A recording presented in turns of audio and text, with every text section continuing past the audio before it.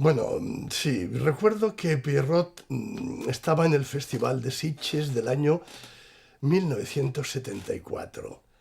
En ese año yo había rodado No profanar el sueño de los muertos de Jorge Grau y fuimos al festival con esa película. Antes yo había hecho Pastel de sangre con Jaime Chavarri y también La perversa caricia de Satán con Jordi Gigot. Ese año presentábamos en Sitges No perturbar el sueño de los muertos. Allí Pierrot intentó una cosa especial, porque Pierrot era un hombre inteligente y muy perspicaz. Intentó, aunque no salió bien, por otros motivos que puedo explicar, intentó que Paul Naschy y yo formásemos una especie de pareja cinematográfica estilo Peter Cushing y Christopher Lee. Como Paul Naschy estaba acostumbrado a producir sus propias películas y él siempre era el personaje protagonista de las mismas, pues no le interesaba mi participación. Y en ese momento, pues hay una fotografía que demuestra prácticamente la intencionalidad de Pierrot al ponernos en contacto. Con el tiempo pasó algo muy interesante. Paul Naschy y yo coincidimos en Rojo Sangre y allí hicimos una auténtica amistad durante el rodaje. Luego volvimos a coincidir en Los crímenes ejemplares de Max Aub de Carlos Grau y siempre continuamos ese buen ambiente y esa camaradería de rodaje. Lástima que ya Paul en ese momento pues estaba bastante fastidiado. Paul era un hombre que había hecho halterofilia, había sido un premio internacional de halterofilia y era un hombre que estaba muy cachas, muy macizo. Pero claro, la diferencia y el problema con Paul es que Paul era bastante más bajo que yo y entonces, claro, no le interesaba como a otros actores que no son muy altos, pues no les interesaban a su lado actores de 1,85 m.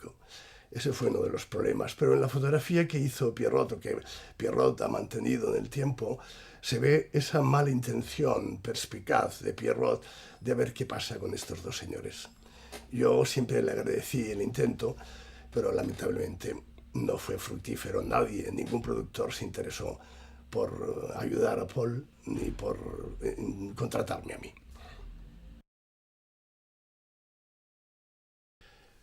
Bueno, bien, muchas cosas.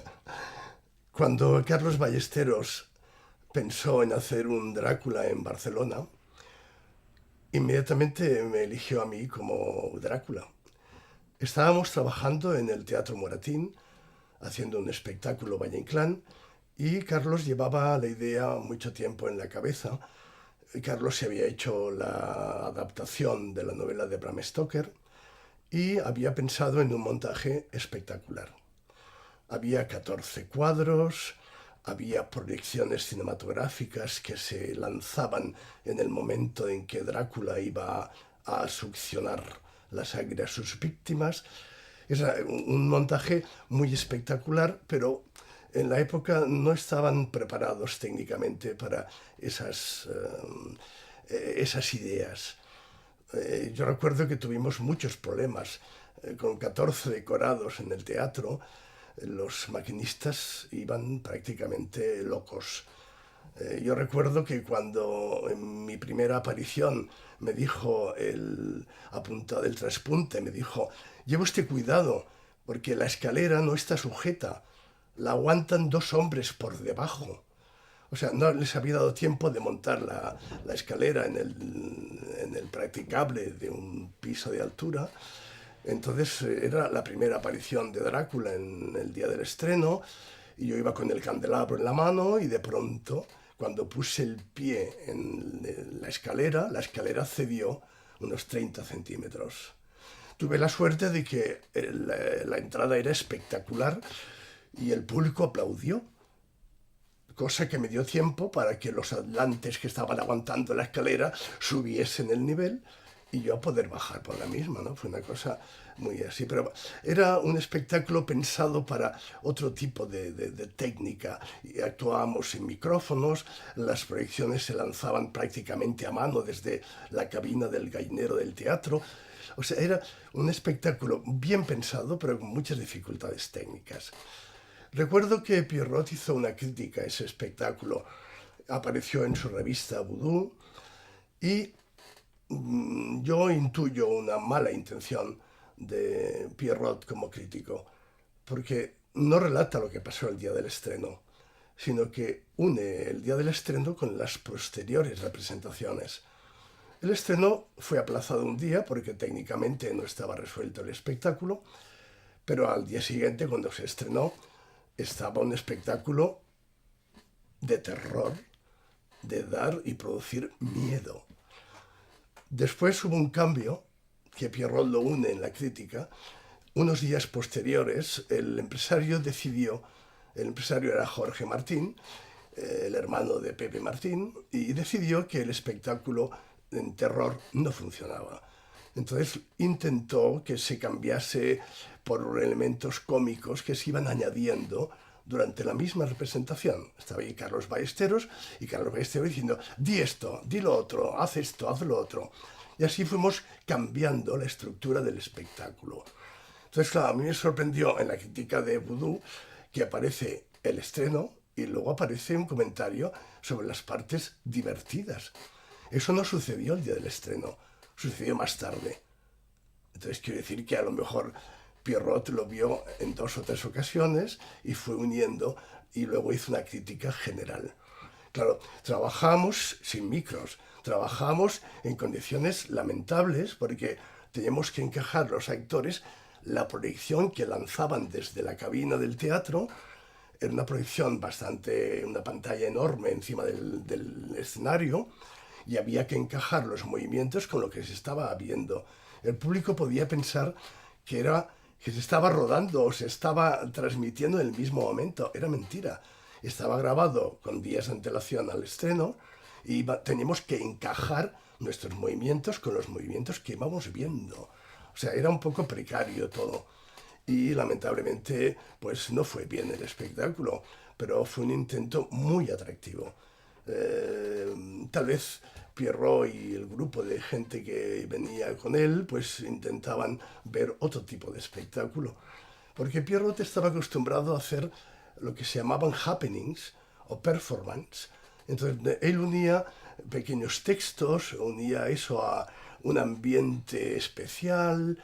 Él estaba muy influenciado por la Hammer inglesa, por los mitos del cine, por Bela Lugosi, por Christopher Lee, por Peter Cushing. Entonces él hacía una especie de mezcla de historias que daban como consecuencia un happening. Entonces, eso está muy bien, pero cuando te vas al teatro e intentas hacer una obra concreta, con una propuesta concreta, yo no puedo opinar, el que opina es el director. Este es mi punto de vista. Yo creo que ellos estaban acostumbrados a hacer otro tipo de espectáculos. Hay una cosa que me interesa mucho, y esto sí que sería interesante que la gente lo supiese, y es que en el barrio de Ribera, de Barcelona, que es el que está comprendido entre, podríamos decir, desde el Palacio de la Música a Santa María del Mar, lo digo para que la gente se sitúe, y entre la Vía Layetana y el Arco de Triunfo, en ese barrio había una actividad cultural bastante interesante. Estaban los más clásicos, que eran los del Centro de la Peña Cultural Barcelonesa, donde hacían teatro todos los domingos y espectáculos que se podían ver en los teatros del centro, pero allí los hacían ellos una compañía de aficionados. Pero después había una serie de elementos, como el propio Pierrot, que tenían su sede por allí, la calle de San Pedro, la mediana de San Pedro, o la alta de San Pedro. Bueno, están las calles alta, baja y mediana de San Pedro. Él hacía sus representaciones en esa zona del barrio de Ribera, calle alta, calle mediana y calle baja de San Pedro, en un local que tenían por allí. Y también había otros elementos, como Ángel Carmona, que hacía el teatro de sala y alcoba. O sea, era un barrio como muy activo y con muchas propuestas. O sea, yo en ese momento estaba ya trabajando con Ricard Salvat en la cúpula del Coliseum, que aunque no estaba lejos, pero ya no estaba en el barrio de Rivera, estaba al principio del ensanche, y nuestras propuestas eran distintas. Nosotros trabajábamos con propuestas de Brecht, de Piscator y también de Stanislavski, porque no. En cambio, todo ese mundo de Pierrot era un poco más mágico, más gótico y muy atractivo. También era forma de jugar contra la autoridad que imponía en ese momento la estética de la dictadura franquista. O sea, él salía como podía de esa opresión y de esa lucha constante. Entonces, por eso montaba esos happenings, hacía unas exposiciones muy atractivas con elementos muy perturbadores. Pero claro, amparado en el terror, en el misterio, en todo eso, pues tenía un margen que no estaba jugando siempre entre si ofende o no ofende, si es peligroso o no es peligroso. Nosotros con Ricard Salvat y María Campany éramos más terribles, porque ya íbamos por el teatro político, el teatro de ideas más avanzados de vanguardia. Pero en fin, un hombre interesante, Pierrot, en esa lucha contra la dictadura, y él lo llevó por ese terreno del arte, de la plástica gótica, la plástica del terror. Sí, sí, sí. Yo sé que cuando estuve en Sitges, el año 74, pues él había hecho eso, una performance creando un ambiente. Como he dicho antes, era su forma de luchar contra la moral y el sistema impuesto por la dictadura franquista. Era un hombre muy inteligente y preparado, aunque una preparación tal vez un poco autodidacta, pero interesante, muy interesante. La exposición de Sitges la recuerdo vagamente, porque bueno, fue una actividad que se hizo para él, pero solo hay que ver los dibujos, el famoso juego de la oca, que es un alarde de transposición de la oca a los personajes del terror. El cartel del año 72 creo que es un vitral de esos de iglesia muy interesante, ¿no? O sea, era un hombre con ideas muy atractivas. Yo no sé si es que no tuvo el margen o la posibilidad o la economía para salir adelante, pero él luchó lo que pudo con su revista, con sus espectáculos y bueno, a lo mejor él lo que le gustaba era eso, ser actor, pero tenía que montárselo de una manera agresiva para poder mostrar su obra.